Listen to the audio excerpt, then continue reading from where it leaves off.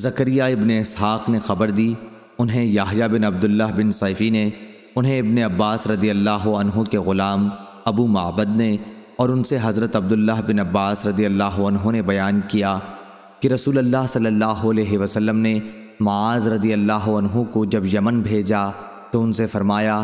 کہ تم ایک ایسی قوم کے پاس جا رہے ہو جو اہل کتاب ہیں، اس لیے جب تم وہاں پہنچو تو پہلے انہیں دعوت دو کہ وہ اس بات کی گواہی دیں کہ اللہ کے سوا کوئی معبود نہیں اور محمد صلی اللہ علیہ وسلم اللہ کے سچے رسول ہیں۔ وہ اس بات میں جب تمہاری بات مان لیں تو انہیں بتاؤ کہ اللہ تعالیٰ نے ان پر روزانہ دن رات میں 5 وقت کی نمازیں فرض کی ہیں۔ جب وہ تمہاری یہ بات بھی مان لیں تو انہیں بتاؤ کہ ان کے لیے اللہ تعالیٰ نے زکوٰۃ دینا ضروری قرار دیا ہے، یہ ان کے مالداروں سے لی جائے گی اور ان کے غریبوں پر خرچ کی جائے گی۔